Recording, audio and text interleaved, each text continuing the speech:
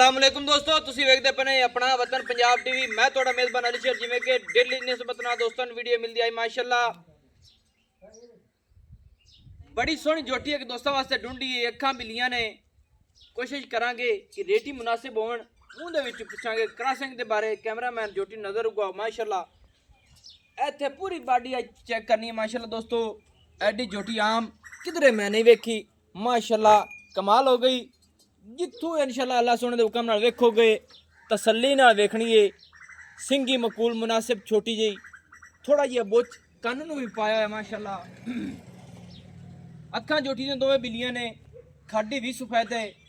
नास बड़ी प्यारी है माशाल्लाह। खलोवनी इंज है जिवें कूंज खड़ी होंदी है।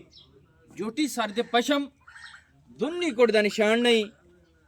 नौ जोटी दे घसे होए वक्खी मकूल छोटी जी टाकां चकी हुई पुछल माशाल्लाह धागे वर्गी और अद्धी सफेद है अद्धी काली है।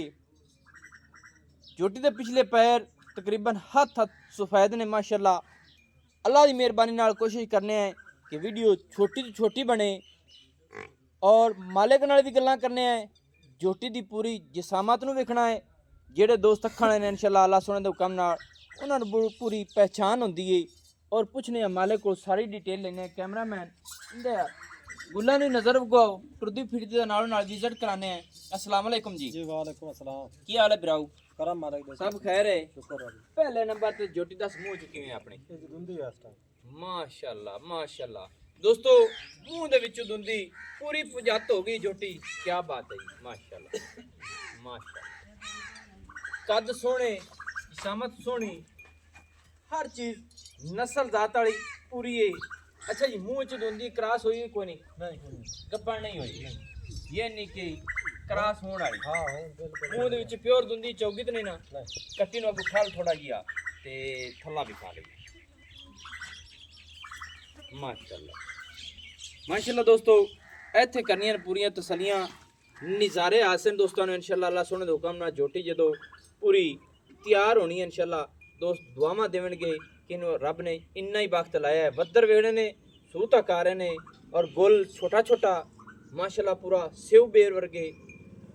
ए अल्लाह दे हुक्म नाल प्योर नीली दी जोटियां जेहड़ियां होंदियां ने ओह खाण नहीं घटांदियां भावें 10 सुए सो जाण।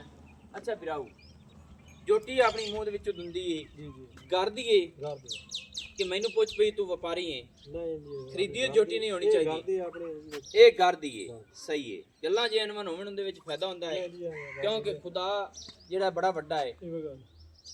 ਇਹ ਨਹੀਂ ਕਿ ਜੋਟੀ ਕਰਦੀ ਇਹਦੀ ਮਾਂ ਦਾ ਕੋਈ ਰਿਕਾਰਡ ਕਿੰਨਾ ਕੁ ਦੁੱਧ ਕਰਦੀ ਹੈ। आपने कोई मोजेड़ा खुराक है छोड़े ਹਾਂ ਉਹ ਹੈ ਨਹੀਂ ਰੱਬੋਂ ਕੋਈ ਥੋੜੇ ਜਿਹੇ ਪੱਠੇ ਬਸ ਆ ਪੱਠਾ ਦਿੱਤਾ ਜਿੰਨਾ ਕਿਸੇ ਦਾ ਚਾਰਾ ਵਜਦਾ ਉਹ ਮਾਰਦਾ ਹੈ। ਉਹਦੇ ਤੇ 14 15 ਲੀਟਰ ਟਾਈਮ ਤੇ ਦੁੱਧ ਇਹ ਨਹੀਂ ਕਿ ਪੱਠੇ ਬਾੜੇ ਤੇ ਜੋਟੀ ਜਿਹੜੀ ਦੀ ਮਾਂ ਹੈ ਉਹ ਦੁੱਧ 14-15 ਲੀਟਰ ਕਰਦੀ ਹੈ ਮਾਸ਼ਾਅੱਲਾ ਬੜਾ ਦੁੱਧ ਹੈ। ਹਾਂਜੀ ਮਾਂ ਦਾ ਕਾਦ ਬੜਾ ਹੁੰਦਾ ਯਾਰ। ਅੱਛਾ ਹੁੰਦਾ ਹੀ ਇਸੇ ਤਰ੍ਹਾਂ ਬੜਾ ਖਾਦਾ ਸਹੀ। ਤੇ ਜੋਟੇ ਕਿਹੜੇ ਦੀ ਕੋਈ ਹੈ ਪਤਾ?